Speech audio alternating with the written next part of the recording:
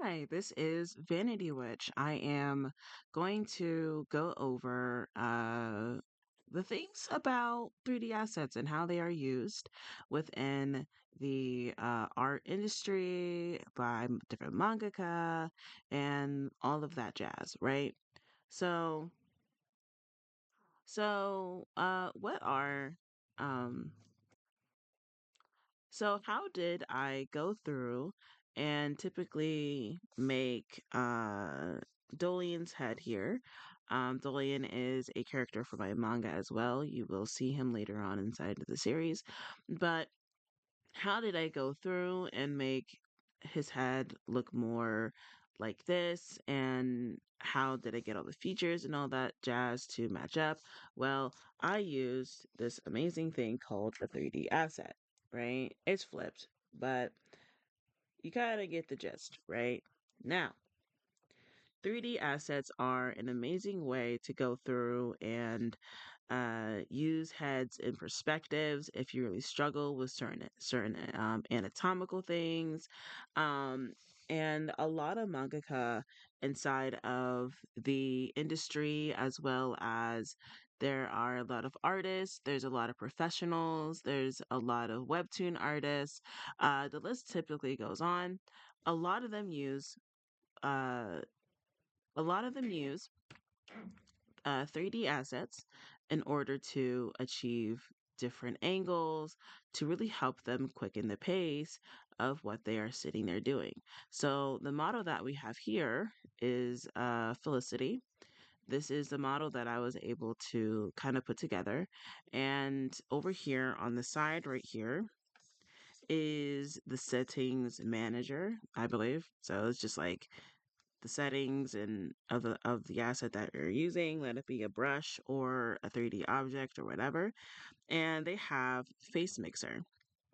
Face Mixer is where you can go through and create the 3D assets facial features. So if I really wanted to, I can rank this all the way up and it looks like this.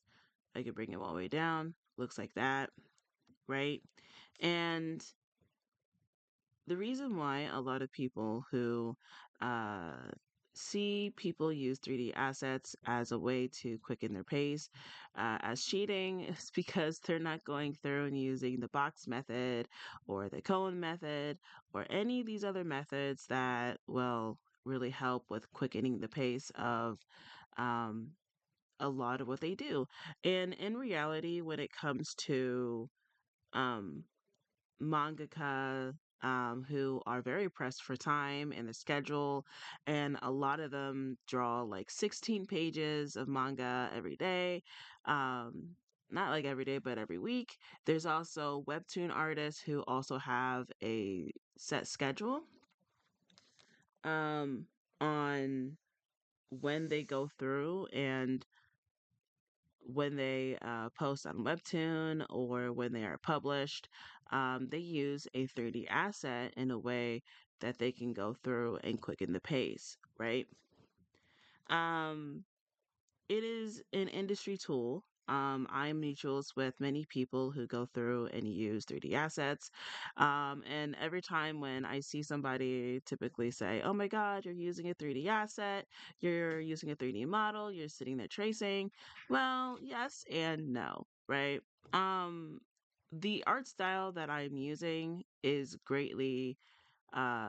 my own art style. I worked tirelessly over the years. I struggle with things that are in perspective, right? So this on my own, I would have a hard time doing it in perspective. So a 3D asset is really good for going through and to really helping me put the details in general, right? And that is what a lot of manga artists do. Now, that said, comma, period, however you want to frame that, um, they don't necessarily go through and draw the 3D asset line for line. That does sacrifice the not integrity, but the air and the aura of um what their actual art style is, right? So what I do is I lower the opacity just enough, right? Add a secondary layer. And for this one, let's go here, here, and I'm going to use like one of my more favorite brushes, which is a textured brush. And my art style is more reliant on like ball jointed dolls and really like a doll like look to them. That has been a thing that I've always wanted to achieve in my art style. So because of that, I've had to study ball jointed dolls for a long period of time, right? Which again are a form of 3D models. If you can see here, I'm not sitting here going by the models. I'm not sitting here going by exactly the model's eye shape here because I have my own eye shape in my own art style. It just it just helps in my opinion, right? It's a little crazy right now because I'm doing this so quickly and I just woke up. But yeah, 3D models are really helpful when it comes to trying to put things into perspective. It's really good for helping the artist go through. And it's really helpful in helping artists as a whole go through and figure out what they are looking at. And 3D and a lot of manga artists also don't just use things that are like human or humanoid 3D models. They also use environmental 3D models, which again are used by mangaka and manhwa or webtoon artists as a whole. I know manhwa and webtoon artists really, really rely on 3D models quite a bit. They also process them in a way to where it typically like matches what's going on inside of the scene. So, yeah.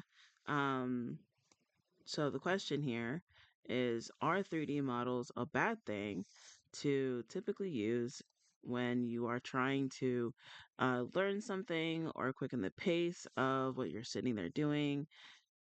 No, it's really not. And 3D models as a whole are not bad things to use. There's a lot of people in the industry again who will go through and use 3D models. There are animators who use 3D models as a type of reference point, as well as a way to get certain angles down, to check their work, to get perspectives right, because even when it comes to them as a whole, 3D models will typically go through and just it's an aid. That's like really what it is. So I hope that you enjoyed this very quick video. I just woke up. I didn't even have coffee. But if you want to check out more of what I'm doing, you can follow me here on YouTube. Um, do the promotional stuff. I don't know. I feel so embarrassing saying stuff like that.